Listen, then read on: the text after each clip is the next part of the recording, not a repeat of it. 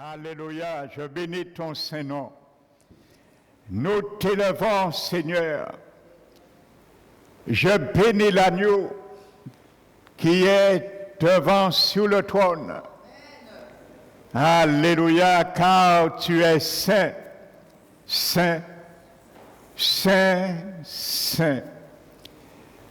Seigneur, quand reviendras-tu nous chercher pour que nous puissions sans cesse chanter, car tu es saint, saint, saint, saint, devant le trône. En réalité, Seigneur, car nous te verrons face à face. Merci, Père éternel. Par ton sang, nous verrons ce jour face à face Dieu le Père, et nous verrons également celui qui nous habite en face, le Saint-Esprit de Dieu. Ô Seigneur, que ce grand jour arrive. Nous soupirons à ce jour. Merci Seigneur, car notre espérance ne sera point vaine, car tu es le Dieu de l'espérance. Tu nous remplis de joie et de paix afin que nous puissions surabonder en espérance. Merci Papa. Je te prie ce matin que tu mettes les paroles dans ma bouche, comme il a été dit tout à l'heure. Je m'appuie également et je ne cesserai jamais de m'appuyer sur toi, Esprit du Dieu vivant, Esprit de vérité, Esprit de sainteté, Esprit de connaissance, toi qui nous fais respirer la crainte de l'Éternel, qu'il soit ainsi parmi nous. Merci pour cette grâce de me tenir encore en vie, pour porter ton conseil à ton peuple. Merci mon Dieu, je reçois encore cette onction fraîche de ta part pour m'environner et couvrir mon être tout entier, mon esprit, mon âme et mon corps. Merci Père, je prends autorité dans ce lieu pour dire au diable que tu n'as rien à faire dans ce lieu, ni tes esprits malveillants, je les chasse au nom de Jésus. Merci Seigneur pour le feu de ton esprit que tu imprimeras dans les cœurs ce matin, qu'il soit ainsi au milieu de nous. Merci Père, au nom de Jésus-Christ. Amen. Amen. Alléluia.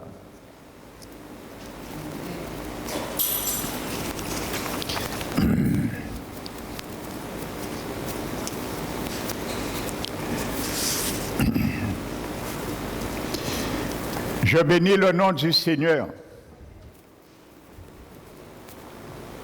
Alléluia. Pour ta présence, mon frère, ma soeur, dans ce lieu ce matin. Pour ma présence dans ce lieu ce matin. Alléluia. Nous ne sommes pas nombreux. Je sais, il y a certains frères et sœurs qui sont partis à l'étranger. Amen. Que le Dieu les bénisse. Nous allons continuer cette troisième partie ce matin. Alléluia. Décharge la barque de ton âme. Alléluia. Et je bénis le Seigneur vraiment pour l'inspiration qu'il a mis dans le cœur de nos sœurs pour les chants. Il y a particulièrement 3 chants qui concordent vraiment à ce message ce matin. Alléluia. Que le Saint-Esprit soit béni parmi nous ce matin. Donc je vais, comme d'habitude, faire un petit rappel et continuer. Donc j'avais parlé de Jérémie, du baume de Galaad. Alléluia. Dans ce baume qu'on trouvait en Galaad. Alléluia. Donc j'ai expliqué métaphoriquement et spirituellement cela. Alléluia.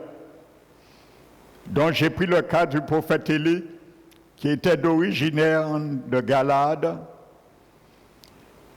et que lui, il est sorti de là, mais le baume également lui a fait du bien, et spirituellement je parle, parce qu'il a été immunisé pour confronter ce qu'il a vécu, ce que peut-être qu'il aurait gardé, maintenu dans la haine, dans la vengeance, mais il a été guéri parce qu'il y avait à Galaad aussi, pas ce qui était mauvais seulement, c'était une ville sanguinaire, comme je le disais, meurtrière, on tuait les prophètes. Mais il est venu avec le baume parce qu'il était immunisé et pouvait guérir d'autres. Alléluia. Donc c'est pour cela il a parlé à Akab avec respect. Malgré son épouse Jézabel et lui-même tuaient les prophètes parce qu'il était immunisé. Alléluia. Donc nous aujourd'hui, je disais que Dieu est notre baume. La parole de Dieu est notre baume. Et les circonstances sont les baumes aussi, pour nous immuniser aussi, nous guérir, nous faire du bien à notre âme. Alléluia. Parce que lorsque le Seigneur t'a immunisé, ma soeur, lorsqu'on t'insulte, on te maltraite, par le baume de l'Éternel, tu as pu surmonter et te laisser guérir quand même ton cœur. Tu peux aller porter ce baume et guérir d'autres aussi. Alléluia. Ne regarde pas ce qui est mauvais à Galaad, mais regarde ce qui sort du bien de Galaad. Ne regarde pas ce qui est mauvais dans tes épreuves, mais ce que Dieu veut qui ressorte en toi, dans ton âme, à travers ces épreuves. Alléluia. N'oublie pas, je disais, que Joseph, dans Genèse 37, lorsqu'on l'a vendu en Égypte, il est monté dans un char ismaélite qui avait des épices et qui avait le baume de Galaad également. Il sortait de Galaad, ce char, et il cheminait vers l'Égypte. Et Joseph est monté dedans. Alléluia. Donc le Seigneur peut nous permettre de monter pendant notre vie un certain temps, un certain moment, ça peut prendre des mois. Ça dépendra de la dureté ou de la, comment dirais-je, la tendresse de nos âmes et de nos cœurs. Ça peut prendre des années, mais ce chariot qui a le baume à l'intérieur nous permettra un jour de bénir d'autres. Alléluia. Car Joseph, lui, il a été guéri. Alléluia. Après 17 ans, ce sont ses frères qui lui ont demandé pardon. Mais il a dit non, non, non. Je paraphrase, je parle spirituellement. Alléluia. Dans le chariot, j'étais, il y avait le baume de Galaad, ça m'a fait du bien. J'étais immunisé et après 17 ans, C'est grâce à vous que j'ai eu cette place, Premier ministre de Pharaon. À cause de votre haine, ça a été le chariot de ma destinée. Maintenant, ne me demandez pas pardon, je vous ai déjà pardonné longtemps. Combien parmi nous aujourd'hui, ce matin, avec fierté, honnêteté, sans mensonge, pourrait lever la main et dire que c'est notre attitude aujourd'hui? Lorsqu'un frère, une sœur, après des années, nous a tenu rancœur, non pardon, et vient un jour nous dire, mon frère, ma sœur, je te demande pardon. Et nous avons l'honnêteté de lui dire, mon frère, ma sœur, ça fait longtemps que je t'ai pardonné. Ça fait longtemps que j'ai fini avec ça. Ça fait longtemps que j'ai oublié cela. Combien parmi nous ce matin qui peut le dire? Alléluia. Ne levons pas la main. Amen. Attendons, nous soyons immunisés avec le baume. Alléluia. Je répète, je le signale, c'est important. Vous savez, le baume, ce baume qui avait une vertu apaisante, thérapeutique, qu'on trouvait à Galaad, qui était fait par la résine de certains arbres, avait comme vertu aider l'organisme à lutter contre les infections provoquées par les bactéries. Aujourd'hui, quand le Seigneur nous permet de subir notre âme certaines choses, c'est pour que notre âme apprenne à lutter contre ce qui a infecté et provoqué des maux par des bactéries spirituelles telles que la haine, la rancœur, le non-pardon, l'amertume, l'animosité. Ce sont les bactéries de notre âme, ça aussi. Alors aujourd'hui, le baume de l'Éternel, la parole nous fait du bien aussi. Alléluia. Mais ça nous fait du bien lorsque nous allons nous laisser immuniser et être aussi recevoir la correction. Si nous refusons la correction, à ce moment, nous ne pourrons pas. N'oubliez pas, j'ai pris le proverbe 6, 23. Un avertissement, un précepte est une lampe. Et un enseignement, une lumière. Amen, John, j'ai expliqué cela. Et je disais que la Bible dit, mais les avertissements de la correction sont le chemin pour la vie. Donc si j'aime être corrigé, si j'aime me laisser corriger par la parole de Dieu, je prendrai le chemin de la vie éternelle. Vous savez, je le dis tout le temps, vous savez, un verset peut se lire de deux façons. Donc nous pouvons lire ce verset de l'autre côté. Un verset peut se lire de deux façons. Et ça, c'est biblique. Les avertissements et la correction.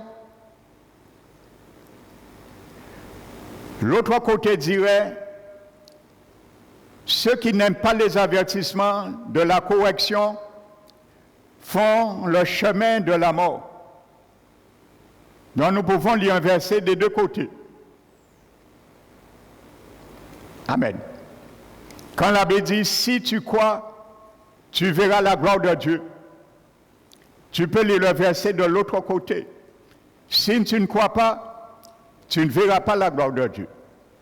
Donc un verset peut se lire toujours des deux côtés, des deux façons. Amen. Donc je précise, le mot correction dans ce verset, c'est le mot hébreu mosor. Cela, lorsqu'il est conjugué au radical PL, veut dire corriger en frappant.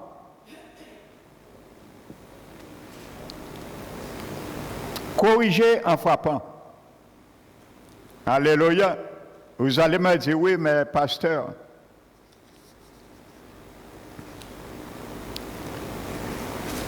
Emmanuel, tu es sévère dans ton langage. La Bible nous dit dans Hébreux 12, retenons fermement la profession de notre espérance, car celui qui a fait les promesses, il est fidèle. Amen. Il dit, veillons les uns sur les autres. Amen. Afin de nous exciter ou nous encourager à l'amour et aux bonnes œuvres. Mais il dit, n'abandonnons pas nos assemblées,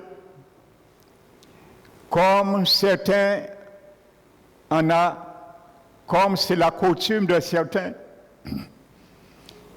Mais loin de là, exhortons-nous réciproquement. Amen.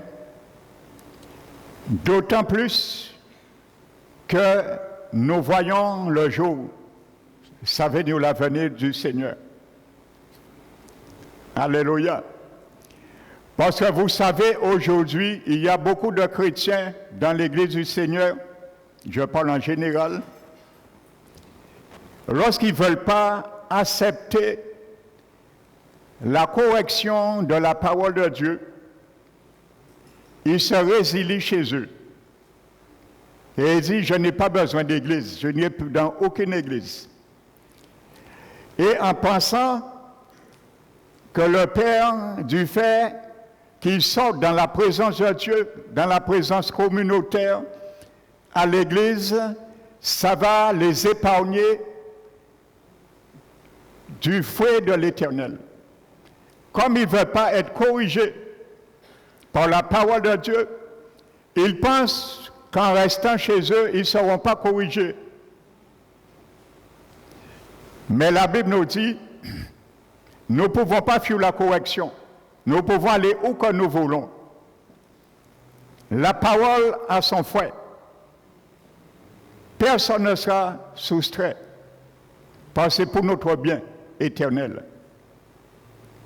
Alléluia. Hébreux 12, je disais. Alléluia. Donc je vous ai cité Hébreux 10 tout à l'heure. Versets 23 à 25, je crois. La Bible dit que vous avez oublié l'exhortation qui vous a été faite comme à des fils, moi et toi. Mon fils, ne méprise pas le châtiment de l'Éternel et ne perds pas courage lorsqu'il te reprend. Car le Seigneur châtie ceux qu'il aime. Et il frappe de verge tous ceux qu'il reconnaît comme fils. Supporter le châtiment, c'est comme des fils que le Père nous traite. Car quel est le fils qui n'est pas châtié par son Père? Et là, je vais venir avec toi et moi. Car si nous sommes exempts du traitement que tous ont part, nous ne serons point reconnus comme des fils, mais comme des fils illégitimes. Donc, je ne peux pas me soustraire de la correction de la parole de Dieu. Personne n'est exempt. Nous avons tous part à cela. Si nous sommes exempts du châtiment que tous ont part, le Seigneur a dit, nous serons considérés comme des enfants bâtards, illégitimes et non comme des fils. Alléluia. Donc, quand la parole veut corriger mon âme, quand la parole veut corriger ton âme, c'est pour ton bien. C'est pour mon bien. Parce que le Seigneur m'aime. Il t'aime. S'il ne te corrige pas, c'est parce qu'il ne t'aime pas. Alléluia. Si le Seigneur ne te corrige pas, mon frère, ma soeur, par sa parole, s'il ne me corrige pas, c'est parce qu'il ne m'aime pas. Mais il m'aime. Alléluia. Alors Dieu Seigneur, tu m'aimes papa, alors corrige-moi quand il le faut. Si tu as du courage, bien sûr. Parce que je suis certain, un enfant, pour regarder son père ou sa mère en plein yeux, et dire, papa, maman, je sais tu m'aimes, alors corrige-moi quand il le faut. Alléluia, tu peux le dire à ton père. Il ne va pas te tuer. Il ne va pas te tuer. Et quand même, il nous mettra dans le faux. La fournaise de l'épreuve. Il a son thermostat. Il ne va pas te griller. Il ne va pas me laisser griller. Il ne va pas m'oublier dans le faux. Quand tu cuis un gigot, parfois, tu vagues à d'autres choses. Et ensuite, au loin, tu entends, ça boule. Et quand tu arrives, tu dis, oh là là, zut alors, j'ai boulé le gigot. Mais le Seigneur ne va pas te bouler. Il a le thermostat. Il connaît la température, il doit régler pour chaque personne. Si c'est 30 degrés pour toi, ce sera 30 degrés. Il va te retirer à 30 degrés dans son four. N'oublie pas, il est le fondeur. Et nous le chantons, feu du fondeur. Je n'ai qu'un désir d'être saint, mis à part pour toi, Seigneur, mais j'ai choisi d'être saint. Toi, mon seul maître, est prêt à t'obéir. Purifie mon cœur.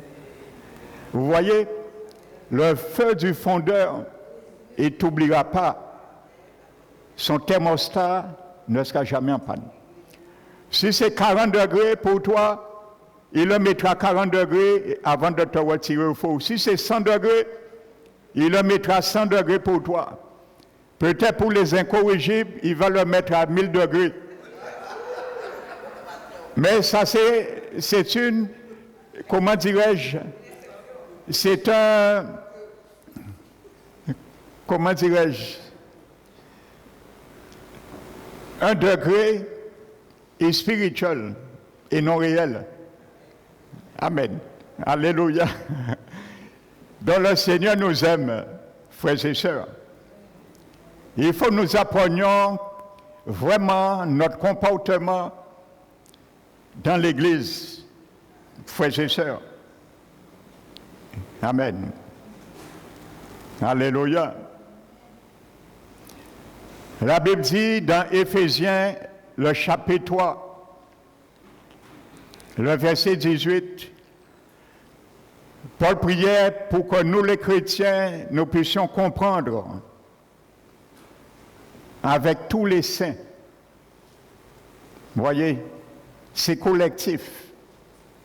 Comprendre avec tous les saints la largeur, la longueur, la hauteur, la profondeur et connaître l'amour de Christ. Alléluia. Afin que vous soyez remplis jusqu'à toute plénitude du Saint-Esprit. Amen. Le mot comprendre dans ce verset, c'est le mot katalambano, comprendre. Alléluia. Nous avons le détaillé tout à l'heure dans notre exemple. Katalambano, cela veut dire se saisir de quelque chose comme pour en faire son propre bien. Alléluia. Comprendre, c'est se saisir de quelque chose comme pour en faire son propre bien. Alléluia. Pas saisir quelque chose comme ça, mais pour faire son propre bien. S'approprier, prendre possession de, frères et sœurs. Et c'est l'étymologie du mot lambano qui veut dire prendre avec la main, saisir une personne, une chose pour l'emmener et la transporter. Alléluia. Nous allons voir cela tout à l'heure. Amen. Donc je continue. Alléluia. La rigidité détruit toute capacité de recevoir la vérité. Je disais dimanche, avant de citer les proverbes, il est essentiel de savoir recevoir la correction pour marcher dans la vérité. Maintenant, la rigidité détruit toute capacité à recevoir la vérité. Lorsqu'on est rigide dans notre âme, comme Nabal, j'ai pris l'exemple de Nabal. Lorsque son épouse Abigail est venue l'annoncer quelque chose qui le déplaisait à l'égard de ce qu'il allait faire, une mauvaise entreprise, décision à l'égard du roi David, l'abbé dit, lorsqu'il a reçu cette vérité, son cœur est devenu comme une pierre. Et aujourd'hui, on trouve beaucoup de ces gens de réaction dans le cœur des chrétiens lorsqu'ils entendent certaines choses à travers la parole qu'ils veulent les corriger, leur âme, c'est une situation. Et pour ne pas accepter cela, parfois, ils ne viennent plus à l'église. En pensant, comme je le dis, ils vont se soustraire de la verge de l'Éternel. Mais ils ont oublié que Hébreux 12 dit que nous avons tous part à cette correction. Et tu peux aller où que tu veux. Si tu es né de nouveau, le Seigneur ne va pas te laisser tranquille, mon frère, ma soeur. Et il va te poursuivre. Parce que sa parole a une verge. Et cette verge s'appelle aussi un baume pour te guérir. Alléluia. Amen. Et il va vous nous châtier autant de fois pour accepter d'être guéri par le baume. Alléluia. La Bible nous dit dans Jérémie 50,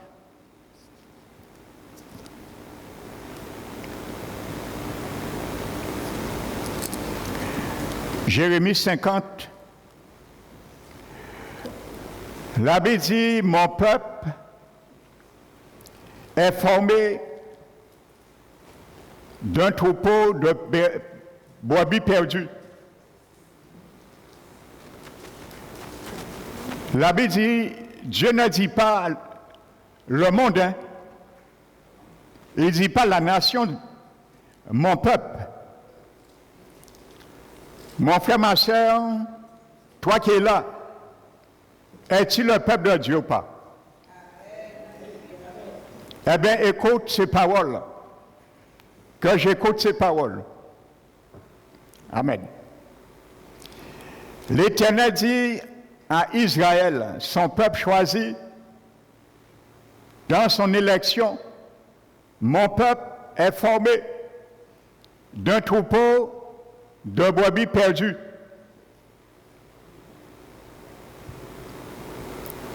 Alléluia. Et il dit, le berger les égarait. Alléluia. Il les faisait errer par la montagne et des montagnes vers la colline pour oublier leur gîte. Leur gîte, mais à la place de gîte, l'église, au bercail. Leur gîte, pâturage. Alléluia. Donc vous voyez, frères et sœurs, il y a des bergers humains, certes, des faux bergers, qui égarent le peuple de Dieu. Mais ça, je ne vous apprends rien. Il y a de plus en plus, il y a même plus au dernier siècle qu'à l'église primitive. Il y a des occultistes, il y a des satanistes qui se font attitrer pasteurs. Sur l'autel où ils prêchent, il y a un mort enterré. Et lorsque vous voyez des miracles, des choses extraordinaires, ce sont des dons cultes qu'ils pratiquent. Et aujourd'hui, beaucoup de chrétiens se laissent berner encore aujourd'hui à travers ces choses. Donc, je ne vous apprends rien. Alléluia. Donc, ça existe. Mais vous savez, il y a des bergers aussi qui nous égarent. C'est lesquels? Les bergers de ton âme. Ton âme peut être ton propre berger et t'égarer aussi. Alléluia. Parce que mon âme, c'est conduit ma vie. C'est mon âme qui conduit ma vie. C'est ton âme qui conduit ta vie. Quand tu penses par ton âme. Quand tu prends une décision, tu la prends avec ta volonté dans ton âme. Quand tu sens une émotion, tu dis ça vient de Dieu. Parce que tu as bougé comme ça. Et quand tu as bougé comme ça, tu dis ça vient pas de Dieu. C'est pour ça que le diable attaque les chrétiens par les émotions. Ils aiment voir ce qui bouge. Dès qu'on bouge, Dieu est là, Dieu est là. Pourtant, Dieu n'est pas là. Alléluia. Ne cherche pas Dieu par des émotions. Cherche Dieu dans ton esprit. Alléluia. C'est là, tu es sûr que tu ne te trompes pas. Alléluia. Donc, ma vie est dirigée par mon âme. Donc, si mon âme refuse la correction, mon âme devient mon propre berger. Nous sommes d'accord? Si ton âme refuse la correction, ton âme devient ton propre berger. Et c'est elle qui va t'égarer sur les montagnes et les collines. Alléluia. Et c'est elle qui va te faire oublier que tu as et Dieu t'a mis dans un pâturage, dans un gîte. Amen. Alléluia. Vous avez déjà vu un mouton sans pâturage? Si vous voyez un mouton sans pâturage, c'est un mouton égaré. Ça n'hésite pas. Nous sommes d'accord? La Bible dit les choses de la vie nous enseignent. Alléluia. Donc si Jésus a semblé bon de nous appeler brebis, c'est pour que nous puissions bien comprendre la réalité, la fragilité et également l'entêtement des brebis. Frères et sœurs. Alléluia. Donc la Bible dit, pour qu'ils puissent oublier leur gîte. Et c'est l'ennemi qui fait ça bien souvent. Il attaque notre âme. Et il dit, mais non, on a dit ça, mais tu peux continuer comme ça. Et à force d'entendre ça, à force il y a la répétition sur divers menus, alors tu as mal d'entendre ça maintenant parce que tu ne veux pas changer de propriétaire. Alléluia. Donc, en quelque sorte, tu pars et tu dis, tu vas chez toi. Ou tu vas ailleurs pour ne pas entendre ce que l'Esprit veut ou la partie de ton âme que l'Esprit veut te corriger. Tu es ailleurs. Tu ne seras jamais corrigé. Parce que l'ennemi va te satisfaire dans un lieu qui concorde à l'image et au reflet de ce que tu cherches. Aujourd'hui, malheureusement, c'est ça. Amen. La Bible dit maintenant, revenons à Jérémie 50. La Bible dit, ceux qui les trouvaient, qu'est-ce qu'il les fait? Il les cajole. L'ennemi ne va pas te cajoler, mon frère, ma soeur. Il va t'égarer pour te faire comprendre, il va te cajoler, il va te dévorer. Ceux qui les trouvaient, les dévoraient. Et leurs ennemis disaient, nous ne sommes pas coupables, parce qu'ils ont désobéi à l'Éternel, la demeure de la justice. Contre l'Éternel, l'espérance de leur père. Et ensuite il dit, fuyez l'Égypte. Frères et sœurs. Alléluia. La demeure de leur justice. Je vous ai dit dimanche dernier, dans le livre des Hébreux, lorsque la Bible disait que les gens, les chrétiens qui sont encore enfants au lait, c'est parce qu'ils ne sont pas encore parvenus à la parole de la justice. Je vous disais ce mot grec, je l'ai donné dimanche dernier, qui est traduit là par justice, veut dire l'état et la dimension que Dieu attend d'un chrétien, de nos vies. Une dimension. Donc si nous fuyons la demeure de celui qui peut nous ramener dans cette dimension, nous n'allons jamais parvenir à l'homme fait. Nous n'allons jamais parvenir à lutter contre nos faiblesses, contre nos mauvais penchants, contre le péché qui nous environne si facilement et qui nous empêche de courir dans la course qui nous a été demandée et dédiée. Alléluia. Donc c'est le mot, je l'avais donné, dit Ayohome, dans Hébreux 5.13, qui est traduit par justice là. Non, ce n'est pas la justice d'être justifié. Ça a été traduit par justice, un autre mot grec, et ce mot justice veut dire, je le répète, état de celui qui est comme il doit être. Donc, quand tu es né de nouveau, le Seigneur attend un état que tu dois être, mais tu ne l'es pas encore. La nouvelle naissance, tu l'as en toi, mais Dieu attend de cela. Alléluia. Mais pendant que tu es encore au lait, c'est là que tu dois profiter. Ça veut dire la condition acceptable par Dieu concernant le chemin pour atteindre un état approuvé par Dieu. Donc, voyez bien, il y a un processus à l'état de lait. Ça, c'est l'état de lait qui nous conduit dans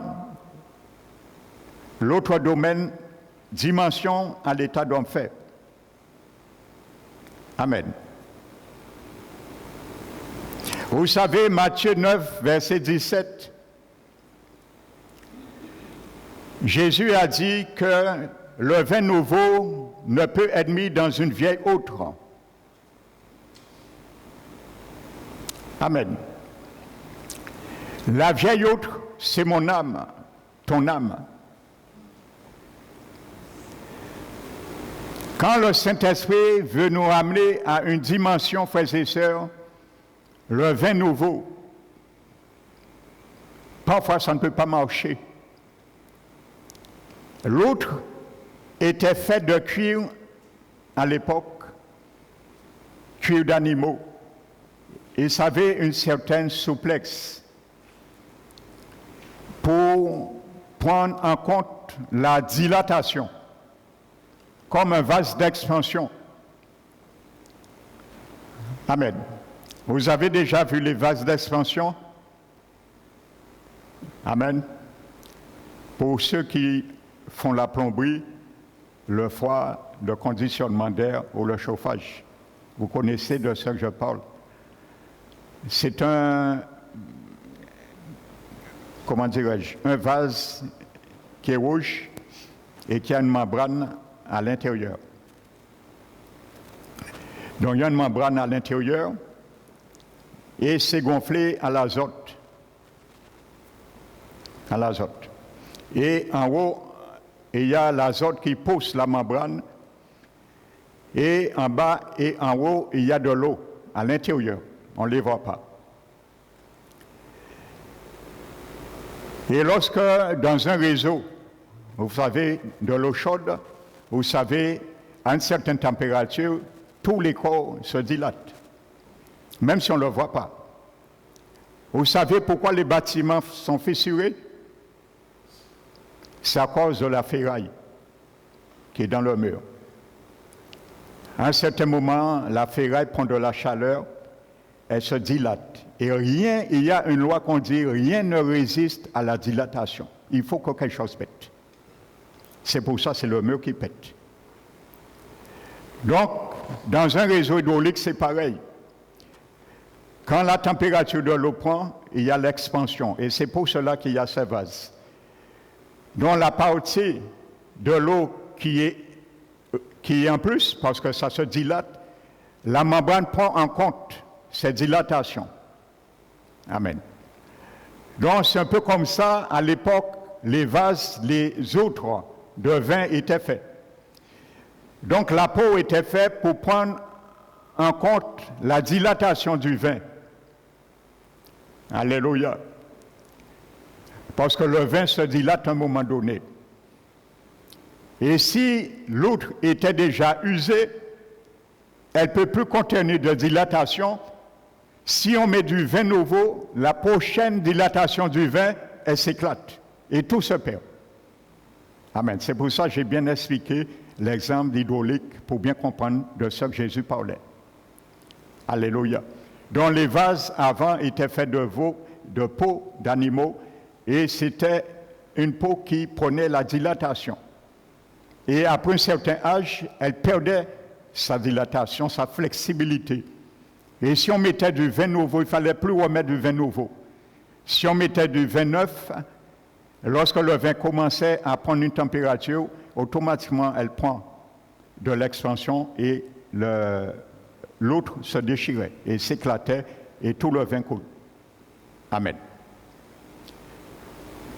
Donc, je disais, l'autre est faite de cuir et avec l'âge, elle peut devenir rigide et fragile. Donc, le vin nouveau se dilate et fera éclater la vieille autre. Donc, il fallait mettre du vin nouveau dans une autre neuve qui est flexible et qui peut se dilater. Amen. Donc, mon frère, ma soeur, ton âme doit être capable de se dilater quand tu veux recevoir une correction de l'Éternel. Si elle est inflexible, automatiquement tu perds. Comme le vase qui s'éclate, tu vas perdre la valeur de la correction. C'est ça que Jésus voulait dire. Donc, il en est de même pour nous. À partir du moment où l'on devient inflexible, notre âme, on ne peut recevoir aucune vérité spirituelle. La vérité est toujours vivante et toujours en expansion. Donc, si tu n'es pas flexible, tu ne vas pas la recevoir. Alléluia.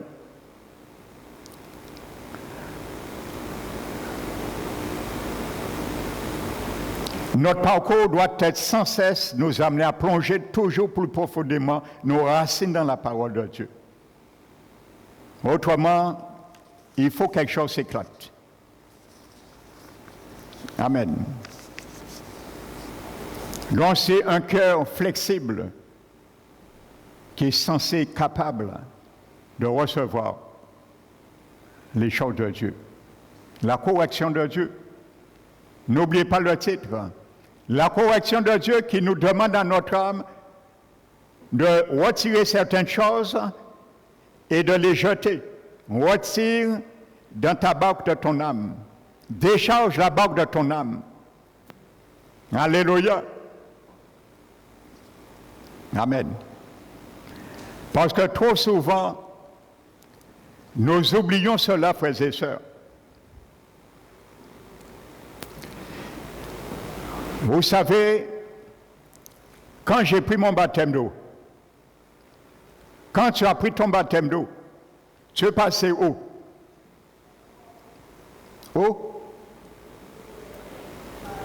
Tu es passé à la mer Rouge, à travers la mer Rouge. Nous sommes d'accord. Qu'est-ce qui a été enterré à la mer Rouge? Hein? Non. Le vieil homme n'a pas été enterré à la mer Rouge. C'est tes ennemis qui te poursuivaient, qui ont été engloutis, ensevelis. Nous sommes d'accord? C'est Pharaon et son armée. Donc, il y a beaucoup de choses que tu as laissées à la mer Rouge lors de ton baptême. Je parle spirituellement. Lors de mon baptême. Mais il y a quelque chose que nous oublions, que la mer s'est refermée et que nous ne devons plus aller chercher ce que nous avions perdu, ce qui était à notre perte en Égypte. Amen. C'est pour cela le Seigneur va nous faire passer dans le Jourdain. Amen. Et le Jourdain et la mer Rouge, c'est la même réalité, mais avec deux étapes différentes. Pour bien comprendre cela, et spirituellement, je vous donne une grande révélation spirituelle sur votre baptême. Si nous l'avons oublié, parce qu'aujourd'hui beaucoup l'ont oublié, c'est 2 degrés. Dans Josué, le chapitre 4, je crois, la Bible dit, il venait de quitter l'Égypte, mais Dieu, avant d'aller rentrer dans la terre promise, Canaan,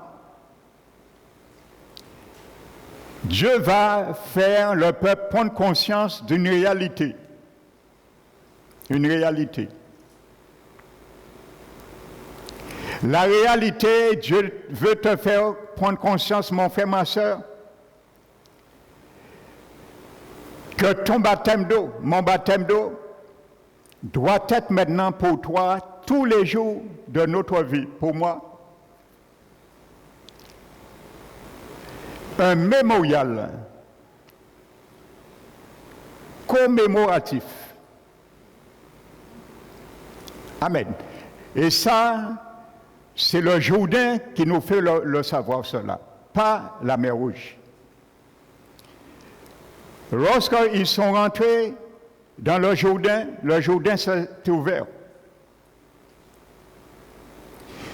Mais à la différence, au milieu du Jourdain, les sacrificateurs ont déposé l'arche de l'Alliance.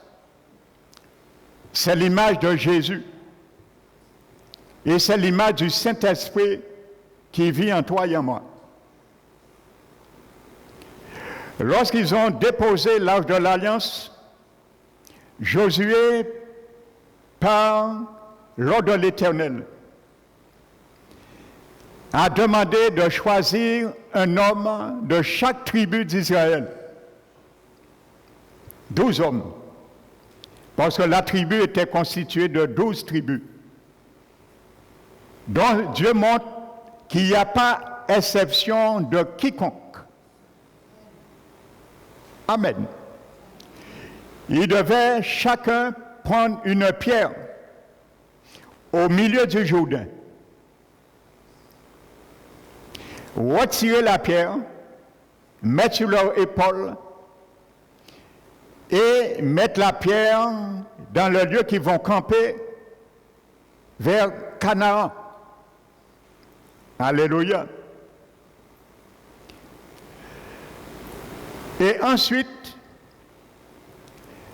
Josué a pris l'initiative de prendre 12 pierres.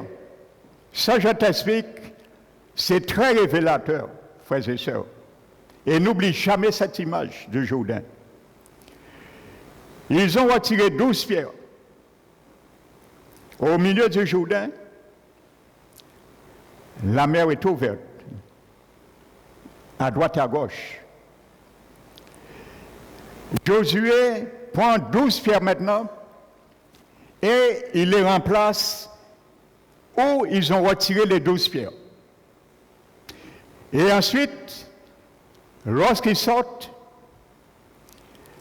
le Jourdain referme et ensevelit ces 12 pierres. Qu'est-ce qui s'est passé? Qu'est-ce que Dieu nous montre là? La Bible dit que lorsque nous sommes en Jésus, nous avons pris notre baptême, Dieu nous rappelle après de nous souvenir que notre baptême, nos vies doivent être un monument commémoratif de notre baptême que nous avons pris. Ne pas oublier.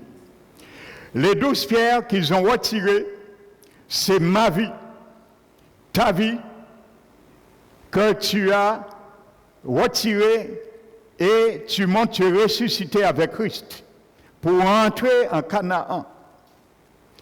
Mais les 12 pierres qui ont été ensevelies, c'est ma vie qui a été ensevelie par le baptême. Et la Bible dit, c'est devenu, ça doit être un monument, et que lorsque les enfants d'Israël vont interroger sur cela, pour dire que c'est un monument, frères et sœurs. Alléluia. Donc c'est un rappel. Dans le Jourdain nous rappelle que notre baptême doit être un monument commémoratif. Chaque pas, chaque action de ma vie, chaque parole doit me démontrer que je suis un monument de mon baptême. Alléluia. Que j'étais enseveli et je suis sorti en nouveauté de vivre. La résurrection, c'est les 12 pierres qu'on a retirées et on a mis à part. Ça, c'est ma résurrection avec Christ dans mon baptême. Mais ma vie, comme quelqu'un a dit tout à l'heure, frère et sœur, le vieil homme, oui, le vieil homme est resté dans le Jourdain. Mais l'homme nouveau n'est pas resté là. C'est les 12 pierres qui sont sorties. Alléluia. Et c'est là nous allons rentrer en Canaan. Donc pour entrer en Canaan, pour cultiver tous les produits de cette promesse, il faut premièrement être immergé, enseveli. Si tu n'es pas enseveli, mon frère, ma soeur, si je ne suis pas, ma vie n'est pas ensevelie et démontrée par ce monument de ma vie, un monument commémoratif, je ne peux pas bénéficier les bienfaits de ce que je dois cultiver dans ma vie, dans le bon pays. Alléluia. Et c'est là que je vais t'emmener ce matin, mon frère, ma soeur, par le Saint-Esprit. Alléluia. un monument. Alléluia. Quand tu parles, mon frère, ma soeur, quand je parle à ton ennemi en face de toi, par ton langage, par mon langage respectueux, ton adversaire doit dire, mais cette personne, il est passé par le Jourdain. Parce qu'il voit un monument. Et tu commémores cela, ce monument que tu es, à travers ton langage, à travers tes actes, à travers ta conduite, à travers la manière dont tu traites ton prochain, et ainsi de suite. La manière dont tu traites ton épouse, la manière dont tu traites ton époux, la manière dont tu traites tes enfants, la manière dont tu traites tes parents, la manière dont tu traites tes collègues, je traite, et ainsi de suite. On doit dire, mais cette personne, mon âge a passé par le Jourdain. Alléluia. Mais pour dire ça, il faut que la personne connaisse le récit du Jourdain. Mais je parle spirituellement. Alléluia, c'est spirituellement que je prêche. Alléluia. Parce que je crois maintenant, vous êtes capable de recevoir maintenant les messages spirituels maintenant. Alléluia. Vous n'êtes pas à l'époque, à l'ère aujourd'hui, de ne pas parvenir à la parole de la justice, mais à l'état d'homme fait. Je parle à l'homme fait maintenant, à l'état d'homme fait. Nous sortons maintenant dans la nourriture rudimentaire. Les choses rudimentaires. Alléluia. Donc c'est ça, mon frère, ma soeur. Le Seigneur veut que ma vie, ta vie, soit un monument. Un monument. Ne trahissons pas notre baptême, frères et sœurs. Alléluia.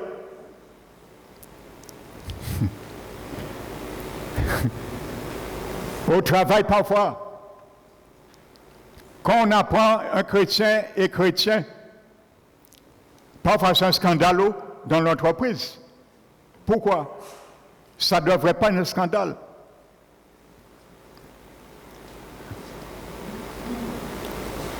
Peut-être à la pause, les collègues se réunissent et disent, où tu savent, collègue-là, ça t'es chrétien ou chrétienne? L'autre a dit, mais non, monsieur, collègue-là, ça. Mais jamais, monsieur, puis je suis chrétien. En cas, je dis, moi, chrétien, frères et sœurs, ça permet un scandale. La Bible veut que nous soyons un monument. Les choses qui sont faites physiquement ne sont pas faites vainement. Il y a un langage, un message spirituel. L'Égypte, oui. Alléluia. Tu engloutis Pharaon et les démons de nos vies. Alléluia. Maintenant, par la grâce de Dieu, nous pouvons les attaquer maintenant. Ils sont vaincus au nom de Jésus. Amen.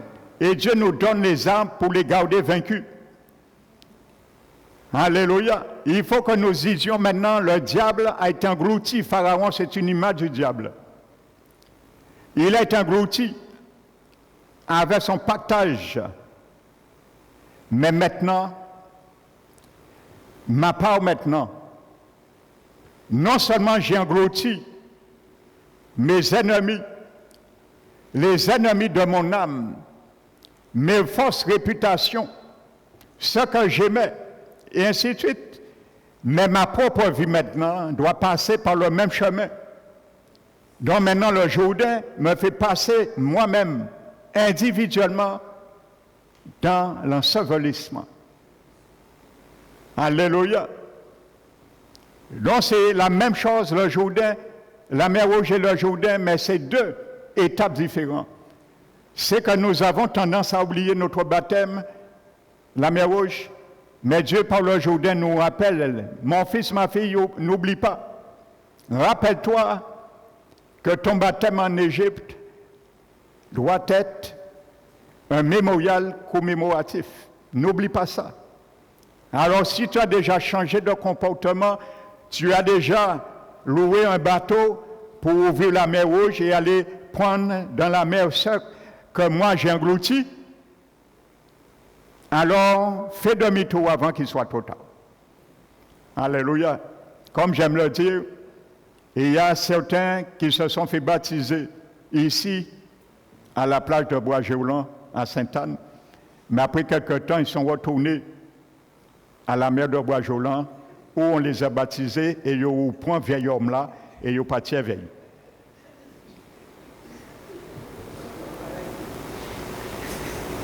Oui, mais c'est une réalité. Ici. Et je sais de quoi je dis, je ne vais pas nommer de nom de quiconque. Ils sont retournés où on les a immergés à la mer de Bois-Géoulan, à Sainte-Anne. Ils sont retournés le même endroit et ils ont repris leur vieil homme et ils sont partis avec. Et ils ont dit, comment il fait là? En termes de vieil homme là, ça, à carreau point. Alléluia. Ce que nous avons laissé, laissons-le. N'allons pas le reprendre. Alléluia. Et combattons ces choses. C'est l'ennemi de notre âme qui va nous faire aller retourner là. Et lorsque nous retournons, rétrogradons dans le monde, c'est ça. Nous retournons en Égypte. Parce que nous démontrons au Seigneur que ces choses, ces fausses lumières, ces appétits du monde sont meilleurs que les appétits de Dieu, les lumières de Dieu et les principes de Dieu. Amen. Qu'ils soient pensés pour nous. Donc, ce qui nous environne si facilement, les péchés qui nous environnent si facilement, comme Hébreux 12, qui nous donnent et nous donnent envie d'aller retourner, nous devons les tenir et les jeter dans la mer pour que la barque de notre âme reste nivelée. Alléluia. Amen. Donc c'est une merveilleuse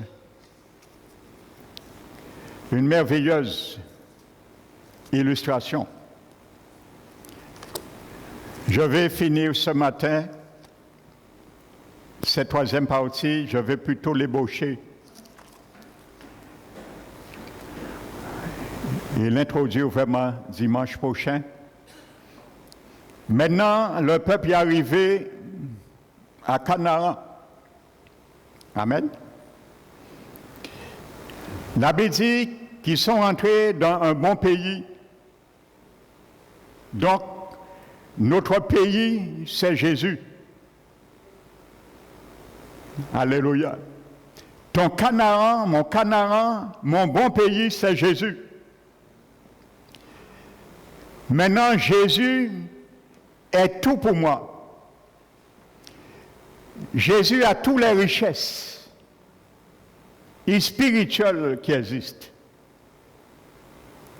Jésus a tous les fruits qui existent, spirituels. Jésus a toutes les vertus qui existent, humainement et spirituellement. Jésus est tout, si on veut dire.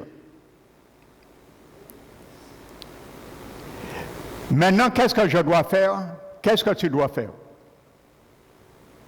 Maintenant, les richesses qui sont là, le peuple devait le cultiver pour se nourrir et vivre et survivre. Maintenant, tu es en Christ, ma vie est en Christ. Nous sommes en Jésus-Christ. Amen. Nous devons cultiver maintenant tout ce qui est en Christ pour nous nourrir maintenant. Et là, c'est la troisième étape de notre salut. Israël, les Hébreux ont commencé par la Pâque Et ils ont continué par la mer Rouge, le baptême. Nous avons commencé par la Pâque, recevant Jésus dans nos vies comme Sauveur et Seigneur. Nous avons été nés de nouveau. Nous sommes passés, confirmés notre nouvelle naissance par les actes de baptême d'eau. Nous sommes entrés en Christ. Nous devons maintenant le cultiver, la vie de Christ en moi. Parce que Dieu t'a donné la vie de Christ. Quand nous avons reçu Jésus, j'ai reçu la vie et la nature divine de Jésus en moi. Si tu ne le sais pas, tu as la vie et la nature divine de Jésus en toi. Mais ça ne se trouve pas dans ton âme. Ça ne se trouve pas dans mon âme. Ça ne se trouve pas dans notre corps, mais ça se trouve dans notre esprit humain. Maintenant, nous devons les cultiver par le biais de l'entremise de mon âme, de ton âme. Nous devons cultiver cela pour nous nourrir. Alléluia. Alléluia. Donc, il devait produire comme une entreprise.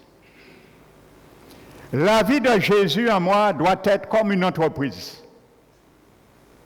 Amen.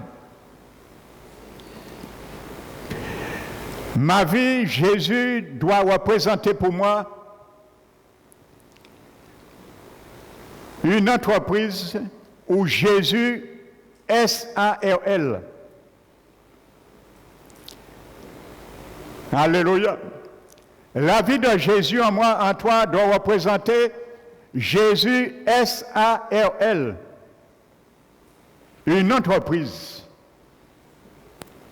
Je dois travailler dans cette entreprise pour produire des choses et les présenter au monde. Faire de la publicité. Une entreprise fonctionne avec la publicité. Donc dans ma vie, je dois démontrer que ma vie, mon Seigneur Jésus, alléluia, cette entreprise et démontrer mon produit, que je travaille, je produis et je représente. Alléluia. C'est pour ça que Jésus a dit, celui qui a vu le Père m'a vu. Mais la parole de Dieu dit dans 1 Jean 4, je crois, en parlant de Jésus et de nous, et il dit, tel qu'il est, tel nous sommes aussi dans ce monde. Pourquoi l'apôtre Jean le dit? Tel est Jésus, tel nous sommes aussi dans ce monde.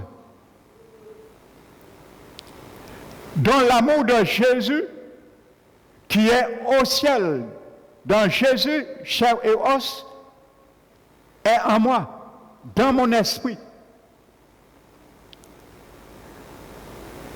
C'est un minéral. Je dois planter, je dois cultiver, je dois arroser, je dois laisser croître, mûrir et le produire et aller. Faire la publicité pour amener d'autres à venir vers cet amour. C'est ça Jésus. Il doit être une entreprise, frères et sœurs, pour l'Église. Amen. Chacun de nous, individuellement, nous devons cultiver et collectivement. Alléluia. Donc Jésus au ciel, alléluia, il a la maîtrise de soi, parfaite, totale, tel qu'il est, tel nous sommes aussi dans ce monde. La maîtrise totale de Jésus est en moi, il est en toi, mais dans ton esprit. Tu dois la cultiver, la planter, la cultiver, la germer, l'arroser, la faire croître. Alléluia. Avec Le fumier qu'il faut, bien sûr. Parce que le Seigneur fait croître aussi par les épreuves. Les épreuves que Jésus a surmontées. Il est au ciel, mais la même capacité est en moi et en toi, dans ton esprit et dans mon esprit. Je peux les cultiver. Car je suis rentré en Canaan. J'ai pris la Pâque. J'ai traversé la mer Rouge. J'ai traversé le Jourdain et je suis rentré en Canaan. Le grand pays, je dois les cultiver. Donc mon frère, ma soeur, je ne rentrerai pas au ciel. Tu ne rentreras pas au ciel si tu ne cultives pas au minimum certains principes qui émanent de la vie de Jésus, dans ta vie et dans ma vie. Alléluia. Il faut travailler. Je vous ai lu le Proverbe 24 dimanche dernier. Il y a les paresseux seuls qui n'y arrivent pas. Il faut briser la paresse. Il faut aimer la correction. Parce que Jésus a aimé la correction de son Père. La Bible dit, frères et sœurs, c'est par la souffrance que Jésus, des choses qu'il a souffert, frères et sœurs, qui est devenu obéissant. Alléluia. Il était comme toi et moi. Il pouvait prendre sa volonté un moment, comme il voulait, s'il le voulait. Mais à chaque fois, il abandonnait sa volonté dans les mains du Père, à la volonté du Père. Et nous le savons très bien, ça jette ses manées. Il est un moment hésitant. Il va, il continue ou il abandonne. Frères et sœurs. Il était concassé. Sa pensée était concassée. Mais il a choisi. Et il a dit que ce ne soit pas ma volonté, mais ta volonté. Alléluia. Cette bonne prédisposition de prendre de bonnes décisions, même quand ça nous déplaît de les prendre et que ça plaît à Dieu, que nous obéissons, est en Christ et en moi aussi. Tel qu'il est, tel nous sommes aussi dans ce monde. Cette prédisposition en Christ et en moi et en toi. Alléluia. C'est pour ça que Paul pouvait dire, tout est permis, mais tout n'est pas utile. Et je ne me laisserai pas sujetti par quiconque. Alléluia. Il y a certains pour qui pardonnent quelqu'un. Si la personne ne me demande pas pardon, je ne pardonnerai jamais. Paul t'a dit, tout est permis. Si tu veux que la personne te demande pardon, c'est bien si elle le fait. Mais si elle ne veut pas le faire, tout n'est pas utile. Pardonne quand même. Tout est permis, mais tout n'est pas utile. Pour finir avec ça, pardonne quand même. Qu'elle veut te demander ou pas, pardonne quand même. Tout est permis, mais tout n'est pas permis. Tout n'est pas utile. Frères et sœurs, alléluia. Dans cette parole, Paul l'a pris du cœur de Jésus. Amen. Parce que c'est lui qui l'a dit. Et plutôt, c'est Jean, l'apôtre Jean, dans son épître, chapitre 4. Alléluia. Donc nous allons voir cela dimanche prochain. Cultiver tout ce qui est en Christ. Et lorsque nous venons le dimanche, nous mettons tout en commun. Parce que le peuple de Dieu avait une loi. Ils étaient recommandés de 3 fois l'année pendant 3 grandes fêtes, sur les 7 fêtes annuelles que Dieu avait données à Israël. C'était pendant la Pâque, la Pentecôte, ou fête des semaines, et la fête des tabernacles. Ils devaient tout mettre en commun, apporter ce qui est plus précieux, ceux qui ont travaillé dans cette terre promise est venu les présenter. Nous allons voir cela dimanche prochain. Qu'est-ce que tu présentes, mon frère, ma soeur, le dimanche, en venant ici? Alléluia. Qu'est-ce que tu présentes de Christ? Et il ne devait pas venir les mains vides. Non seulement, je parle spirituellement. Alléluia. Non seulement il devait venir pour présenter ce qu'ils ont joui eux-mêmes du travail, les œuvres, de ce qu'ils ont planté, cultivé, produit, mais devait venir en surplus pour porter pour ceux qui n'en avaient pas. Alléluia. Donc tu vas voir ça dimanche prochain. Quand ton frère vient le dimanche, accablé, ta soeur, tu lui dis, qu'est-ce qu'il y a, mon frère, ma soeur? Tu as mal dormi? Non. On s'est embrouillé, hein? Mon mari et moi, il m'a frappé. Et ça m'a pris la tête, je ne sais pas comment je vais prendre ça quand je vais rentrer. Mais toi, la semaine, tu as cultivé cela. La maîtrise de soi qui appartient à Jésus, c'était un minéral, tu l'as cultivé. Donc tu viens te réjouir, mais tu viens aussi pour porter à ceux qui en ont besoin. À ce moment, tu dis à ce frère, sa soeur, cette soeur, mais gloire au Seigneur. Cette semaine, j'ai vécu la même chose que toi, mais j'ai pu me parfaire. Donc, voici ce qu'il faut faire. Donc, tu partages ce que tu as cultivé en Jésus avec ton frère, ta soeur, qui en a besoin. Alléluia. C'est ça que l'Église.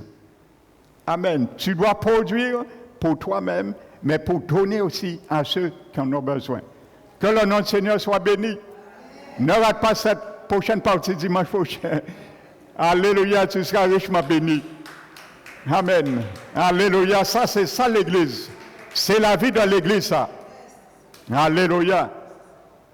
Exhortons-nous réciproquement, encourageons-nous, veillons les uns sur les autres. Alléluia. Arrêtons de critiquer les uns les autres, mais veillons sur les uns les autres, comme le Seigneur nous le demande, frères et sœurs. Amen. Qu'il soit ainsi pour toi et moi, mon frère, ma sœur. Au nom de Jésus.